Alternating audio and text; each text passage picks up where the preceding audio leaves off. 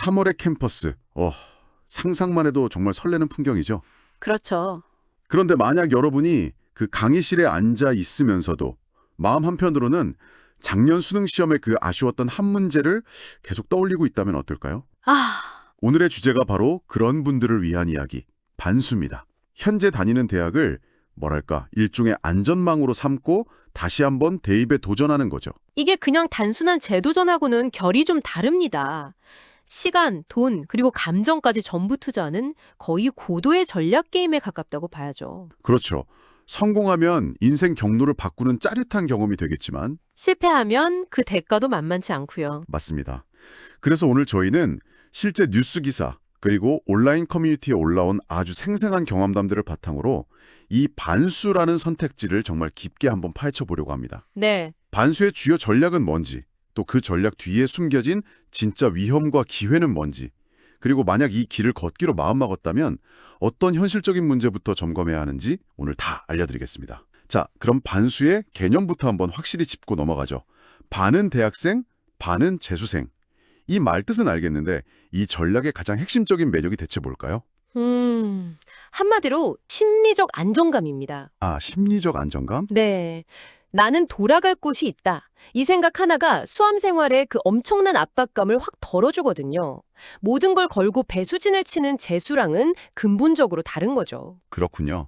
자료들을 보니까 주로 수능 당일에 실수를 해서 좀 아쉽게 점수가 낮게 나왔거나 맞아요. 아니면 실력은 충분했는데 수시 최저 등급을 못 맞춰서 원하던 대학에 가지 못한 학생들이 이 플랜 B를 많이들 고려하는 것 같더라고요. 네, 바로 그런 경우죠. 실패의 위험을 줄이는 보험인 셈인데, 여기서부터가 정말 흥미로워집니다. 이 보험을 유지하는 방식에도 여러 가지가 있더라고요. 네, 그렇죠. 자료에서 공통적으로 언급하는 세 가지 유형. 학고반수, 휴학반수, 무휴학반수. 이 중에서 가장 과감하고 위험해 보이는 학고반수부터 한번 볼까요? 학사경고 반수라니, 이름부터가 좀 심상치가 않죠. 네, 맞아요. 말 그대로 1학년 1학기에 등록만 해놓고요. 수업은 거의 들어가지 않는 겁니다. 아예 안 들어가요. 네. 의도적으로 F학점을 받아서 학사 경고를 받는 거죠. 그리고 2학기에는 자연스럽게 휴학을 하고 그때부터 그냥 수능 공부에만 매달리는 방식입니다. 잠깐만요. 이게 상식적으로 이해가 잘 안 가는데 한 학기 등록금을 그냥 공중에 날리는 거고 성적표에는 평생 지워지지 않을 F학점이란 학사 경고 기록이 남는 거잖아요. 그렇죠. 대체 왜 이런 극단적인 방법을 쓰는 걸까요? 뭘 얻는 거죠? 바로 시간입니다, 시간. 아, 시간? 이 전략의 핵심을 이해하려면 대학의 학칙을 좀 들여다봐야 해요. 이 비상식적인 선택 이면에는 아주 현실적인 이유가 숨어 있거든요. 학칙이요? 네. 대부분의 대학들이 신입생의 1학년 1학기 휴학을 원천적으로 막아두고 있습니다. 반수로 인한 학생 이탈을 막으려는 일종의 제도적 장치인 셈이죠. 아, 그러니까 학교에서 막아놓은 길을 뚫기 위한 어쩔 수 없는 선택이군요. 바로 그겁니다. 정상적인 방법으로는 1학기 동안 공부 시간을 확보할 수가 없으니까 차라리 등록금이랑 학점을 희생해서라도 재수생하고 똑같은 출발선에 서겠다. 이런 거네요. 정확합니다.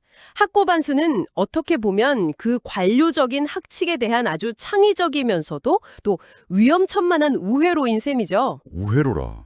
돌아갈 대학이라는 안전망은 유지하면서 재수생하고 똑같은 1년의 학습 시간을 확보하는 거의 유일한 방법이니까요. 와, 정말 대단한 발상인데요. 그럼 장단점을 좀 냉정하게 따져보죠. 장점은 명확하네요. 실패해도 돌아갈 곳이 있다는 안정감, 그리고 충분한 공부 시간. 네. 근데 단점은 1학기 등록금 수백만 원을 그냥 버리는 거고 새내기로서 누릴 수 있는 캠퍼스 생활이나 친구 관계는 완전히 포기해야 하고요. 그렇죠. 만약에 실패해서 복학하면 그때는 정말 험난하겠는데요. 그것보다 더 치명적인 위험이 있습니다. 이게 학고반수의 가장 큰 함정인데 일부 대학은 1학년 1학기 학사 경고만으로도 제적, 그러니까 퇴학 처리를 해버릴 수가 있다는 사실입니다. 네. 제적이요? 그럼 안전망이라고 믿었던 곳이 그냥 사라져버리는 거네요. 맞습니다. 그야말로 최악의 시나리오죠. 와, 한 커뮤니티 게시글의 표현이 기억에 남는데 안전망인 줄 알았는데 사실은 외줄타기였다고요. 외줄타기, 듣기만 해도 아찔하네요. 매일 아침 학교 포털에 접속해서 혹시 제적 공지가 떴는지 확인하는 그 심리적 압박감은 상상 이상이라고 합니다. 와, 그래서 학고반수를 생각한다면 가장 먼저 해야 할 일은 감상적인 고민이 아니라 본인이 입학한 대학의 학칙을 거의 법률 조문 분석하듯이 꼼꼼하게 확인하는 겁니다. 연속 2회 학사 경고시 제적인지 1회만으로도 제적 사유가 될 수 있는지 이건 정말 목숨줄과도 같은 정보죠. 네, 정말 중요하겠네요. 일부러 F를 받는다는 그 외줄타기 같은 학고고 반수, 이건 모두를 위한 길은 아닌 것 같습니다. 그럼 좀 더 안정적이고 보편적인 방법은 없나요? 당연히 있습니다. 바로 휴학반수죠. 휴학반수. 네. 1학년 1학기는 정상적으로 학교를 다니고 2학기부터 휴학을 하고 수능 준비에 집중하는 방식입니다. 이건 훨씬 합리적으로 들리네요. 1학기 동안 학점도 따고 동기들이랑 어울리면서 대학 생활도 맛볼 수 있으니까요. 그렇죠. 잃는 게 훨씬 적어 보이죠. 네. 하지만 이 방법의 약점은 시간 부족과 유혹, 이 두 가지 키워드로 요약할 수 있습니다. 시간 부족과 유혹. 1학기 기말고사가 끝나는 6월 말부터 본격적인 수험 생활이 시작되니까 수능까지 남은 시간은 5개월이 채 안 됩니다. 재수생들과 비교하면 절대적으로 불리한 조건이죠. 그리고 유혹이라는 건 역시 그 대학 생활의 즐거움을 말씀하시는 거겠죠? 맞습니다. 한 커뮤니티 글에서는 이걸 안정감의 역설이라고 표현하더군요. 안정감의 역설이요? 네. 실패해도 괜찮다는 그 안정감이 오히려 공부에 대한 절박함을 무디게 만들 수 있다는 겁니다. 축제, 동아리, 미팅. 1학기 동안 이런 즐거움에 푹 빠져버리면 7월부터 갑자기 독서실 책상에 앉아서 10시간씩 공부하는 수험생 모드로 전환하기가 정말 어렵다는 거죠. 아, 그러고 보니 자료에 아주 재밌는 팁이 있었어요. 휴학반수를 처음부터 계획한 학생들은 1학기 수강 신청부터 전쟁처럼 치밀하게 준비한다고. 네, 아주 흥미로운 지점이죠. 예를 들어서 졸업에 필요한 최소 학점, 한 12에서 15학점만 신청해서 부담을 줄이고요. 아예 적게 신청하는군요. 과대로만 평가하는 소위 꿀강 위주로 시간표를 짠다고 합니다. 와. 공강 시간을 최대한 확보해서 그 시간에 수능 공부를 하려는 거죠. 입학 첫날부터 탈출 계획을 세우는 셈이네요. 1학년 1학기 시간표가 좋은 학점을 위한 게 아니라 수능 공부 시간을 확보하기 위한 전략적 도구가 된다는 거잖아요. 그렇죠. 그만큼 절박하다는 뜻이겠죠. 그렇군요. 그럼 마지막 유형은 무효학 반수인가요? 네, 이름 그대로 휴학 없이 1년 내내 학교를 다니면서 수능을 준비하는 가장 고된 길입니다. 솔직히 이건 거의 불가능한 미션 아닌가요? 중간고사, 기말고사, 과제, 팀플 이걸 다 하면서 수능 공부까지 한다니. 그렇죠. 이건 대체 왜 선택하는 거예요? 어쩔 수 없이 이 길을 가야만 하는 경우가 대부분입니다.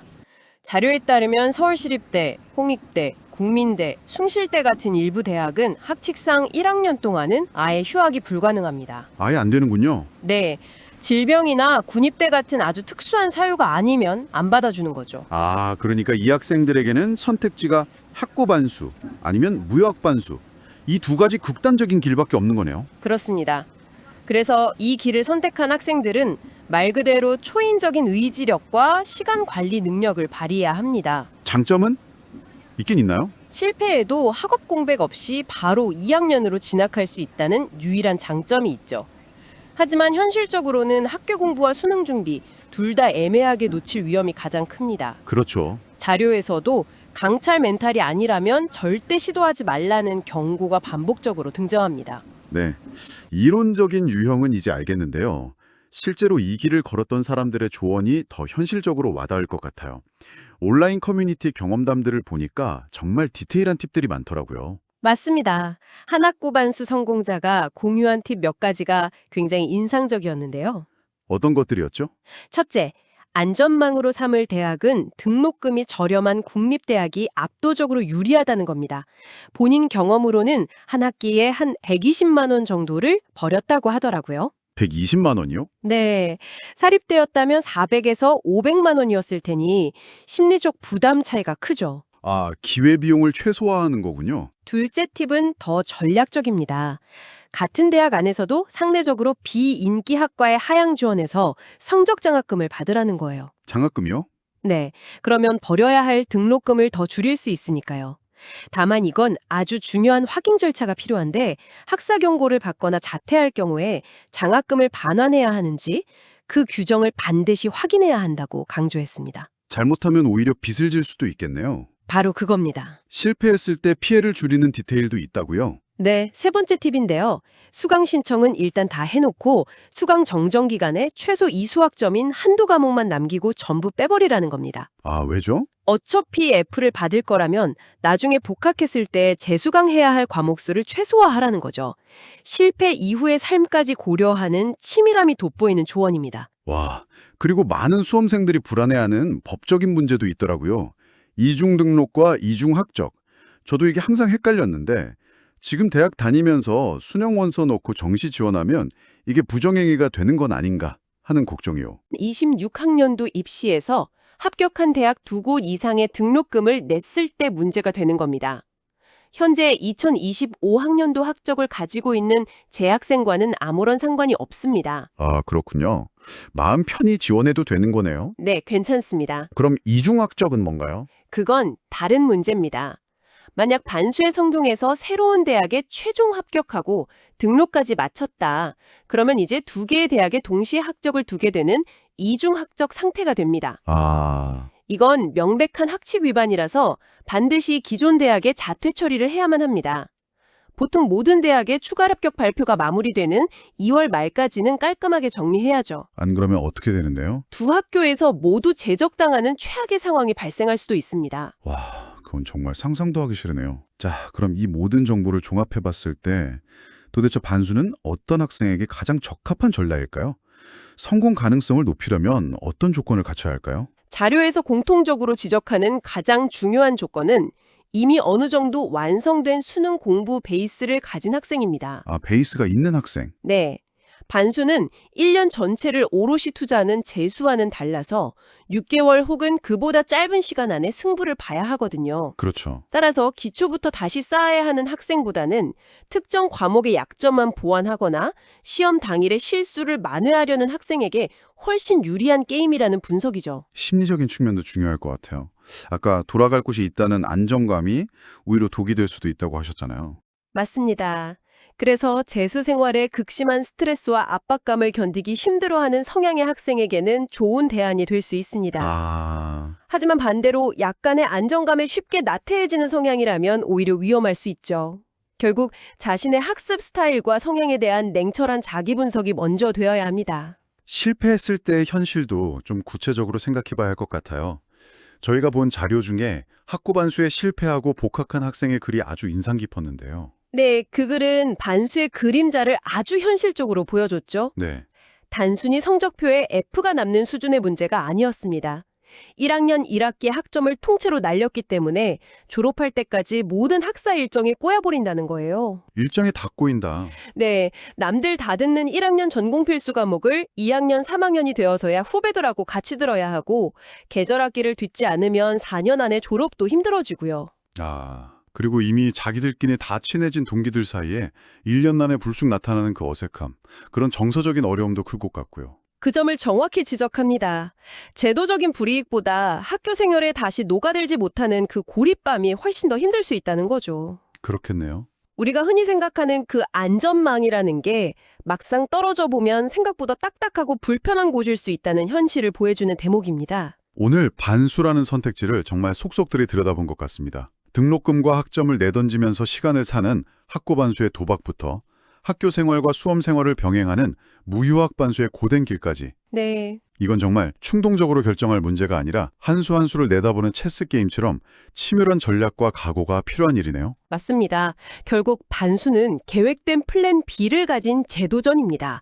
성공적인 결과를 얻기 위해서는 자신의 현재 실력, 공부 성향, 목표 대학의 수준, 그리고 무엇보다 자신이 감당할 수 있는 위험의 크기를 냉정하게 계산해야 합니다. 네. 그리고 한 번 길을 정했다면 철저한 시간 관리와 자기 통제를 통해서 주변의 유혹에 흔들리지 않는 게 무엇보다 중요하죠. 오늘 저희가 살펴본 자료들은 대부분 반수의 성공과 실패를 가르는 전략적인 측면에 집중하고 있습니다. 그렇죠. 하지만 여기서 마지막으로 여러분이 한 번쯤 생각해 볼 만한 질문을 던지면서 마무리할까 합니다. 어떤 질문이죠? 만약 여러분이 반수에 성공해서 그토록 꿈에 그리던 대학의 학생이 되었다고 한번 상상해 보세요.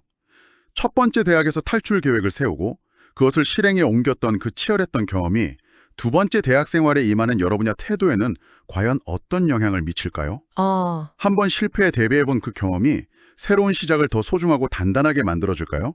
아니면 마음 한편에 여기도 아니다 싶으면 또 다른 길이 있다는 생각을 남기게 될까요? 이 질문에 대한 답은 오직 여러분 자신만이 내릴 수 있을 겁니다.